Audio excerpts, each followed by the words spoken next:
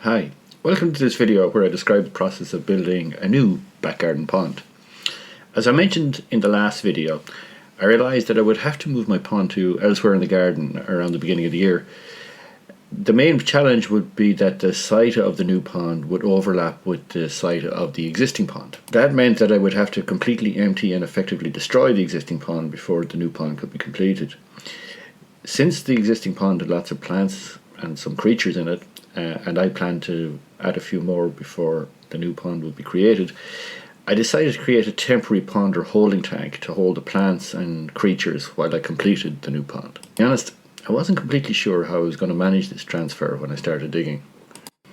I made the holding tank by first making a wooden frame out of a mixture of planks that I'd lying around the garden and bits of an old IKEA wardrobe that was no longer required. I then lined that frame with cardboard from the packing boxes of the replacement wardrobe, and then fixed a small 3 metre by 3 metre pond liner on the inside. I put about 25 to 30 centimetres of water into it, which is about 1,000 litres.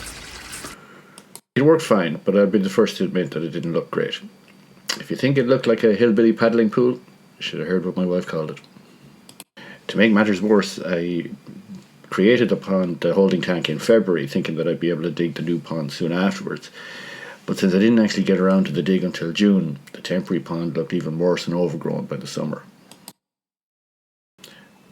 As part of the new dig, I had to remove the bird hide that I'd built when I dug the previous pond. After I built the hide, I realised that the design didn't really suit the needs of the garden. The field of view through the windows were too restricted, but it was very useful for housing trail cams that I used to record activity in the pond and garden.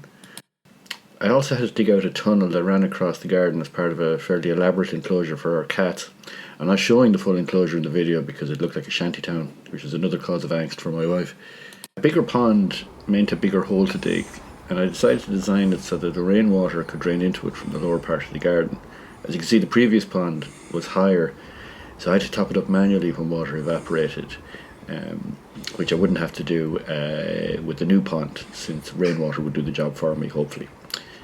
In advance of the June weekend, I dug a shallow outline of the pond, so on Friday morning of the June holiday weekend, I got started in earnest. First, I created a basic wooden frame as a guide, where the bottom edge of the frame would indicate the maximum level of the water, i.e. the top edge of the liner. The ground in the back of the garden has a gentle slope, both from front to back and from left to right, so I needed the frame to ensure that the edges of the pond would be at the same level all around. The landscape of Galway where my house is built is made of granite, and just like my last pond dig, I ended up unearthing a lot of large granite rocks. I also unearthed a lot of yellow bricks, which was presumably builder's rubble from a previous owner's construction work. I put them to one side to save for later while I continued digging. I also had to dig through a lot of thick grey-blue mud.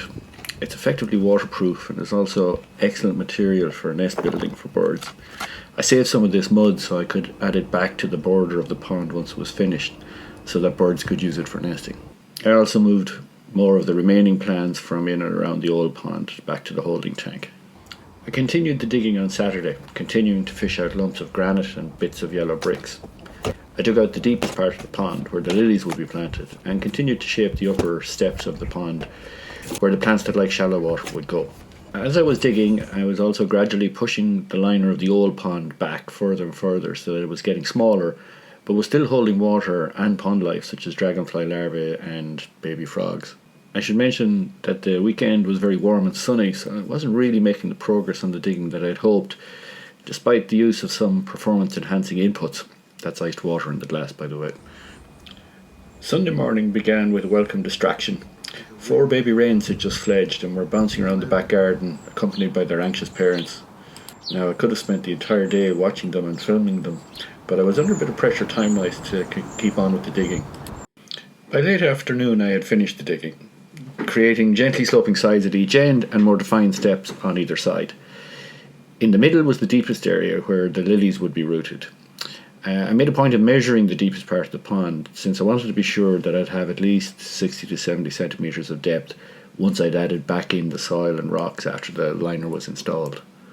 At this point, I'd also pushed the old pond liner off the footprint of the new pond, and at this point it had still contained a lot of mud, stones, water and little critters, so it was just a very small pond, but nevertheless still a pond. My plan was to leave the old pond that way until I'd finished the new pond and then transfer the remaining stuff over at my leisure. So about around 6:30 on Sunday evening, I began the lining process by laying down some old towels and pillows that would sit under the bottom layer. Old carpet would have been perfect for this, and we'd actually replaced our stairs carpet earlier in the year, but the installers took the old carpet with them. I'd forgotten to ask them to leave it behind. For the bottom layer, I used rolls of plastic material used to suppress weeds, which is what I'd used the last time as well.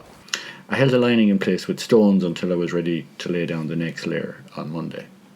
Since it had taken me longer than I planned to finish the digging, I was up nice and early on Monday to continue lining the pond. The next step was to add the padding that the actual waterproof liner would rest upon. Again, I used the same material as I did the last time, soundproofing liner for floors, because it was easy to get in the local hardware shop and it's relatively cheap. Again, I used the same set of stones to hold that layer in place, and now it was time to lay down the waterproof liner. When I decided that I would make the new pond bigger, I ordered a 8 by 8 meter pond liner, which took about 6 weeks to be delivered. Until the June weekend, the lining was left leaning against the wall of my home office in its wrapping, and it was only when I began unfolding it that I wished that I had unwrapped it when it had arrived. I really could have done with a helper for this task. An 8 by 8 meter liner is a bit of a handful to unwrap, and as I unwrapped it, I realised I had a problem. The liner wasn't as strong as I'd expected. It was made of much thinner material than the old pond liner, and I simply didn't think it was strong enough to take the weight of the pond over time.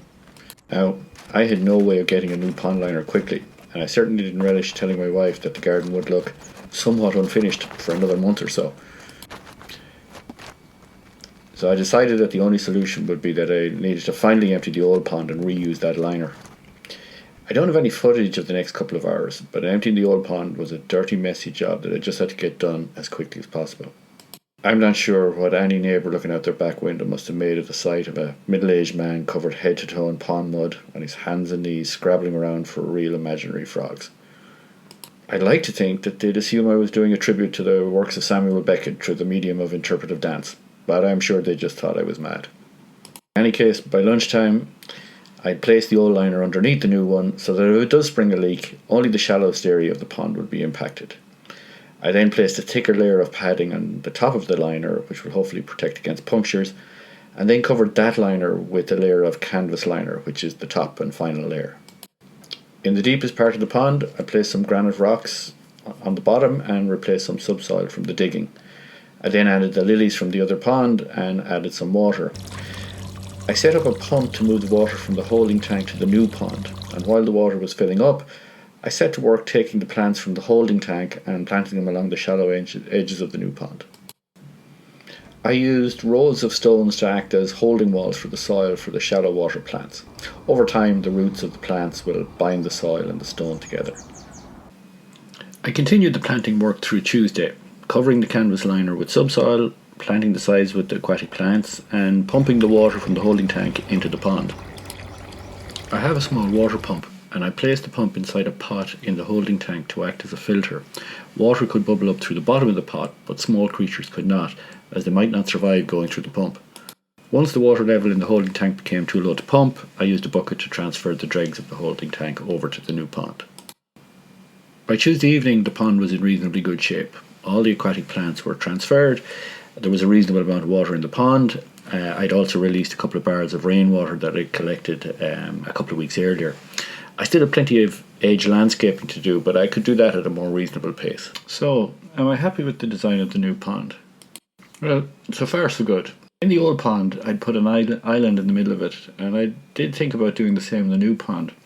The intention was to provide a safe place for small birds to drink, and some of the birds did use the island for that. However, the island in the old pond was mainly used by large birds like crows or magpies to fish for tadpoles, and our cat Mia used it to have a morning drink every morning, getting soaked in the process. Cats are actually kept in an enclosure during the fledging season. So in the end, I didn't add an island to the new pond. Also, I didn't transfer every plant. The rushes that I planted in the old pond had begun to spread quite quickly, So I've only put a couple of rushes in the new pond. The rest are currently in pots where they can be contained. I might make mini water features out of those pots in the future. The water surface area is currently about 3 metres by 4 metres, with the possibility of an extra half metre each way if there's heavy rain during the winter. Making the pond bigger meant a lot more digging. If you want an investment tip, if you hear about an increase in pond liner sales, invest in the companies that make back pain relief. A month after digging the pond, my back pain is just about easing off, and as a result, the landscaping around the pond has taken more time than I expected. Remember those yellow bricks I mentioned earlier? I made a rock pile with lots of cavities out of those bricks, which I hope will attract both insects as well as provide a refuge for frogs. The bottom of the pile is quite damp because it's just at the edge of the water level, and I hope it'll provide a hibernation spot for frogs in winter. I built a similar hibernation refuge on the other side of the pond using old boards and logs. It's a bit more shady there, and I suspect the frogs might prefer that to the bricks. At this stage, the landscaping immediately around the pond is more or less finished. I've added a lot of wildflowers around the border of the pond. I didn't have to buy any of those flowers. These are wildflowers, or weeds, whose seeds had either blown in or were present in the soil already. I'd planted a load of tree seeds in pots last autumn, and by June, every pot, along with having a sapling in it, had lots of wildflowers growing out of it. So I just repotted the saplings and transplanted the wildflowers down to the pond. I've also added some nasturtiums because the bees love them, as do I, and they should add a spread of colour throughout the summer. Finally, I've added a sort of beach at one end, consisting of some gravel, sand and aquatic soil. It also acts as a filter for the rainwater runoff from the path, and the flow of rainwater is gradually pushing a thin layer of aquatic soil and sand across the floor of the pond. So, a month in, the new pond is bedding in nicely.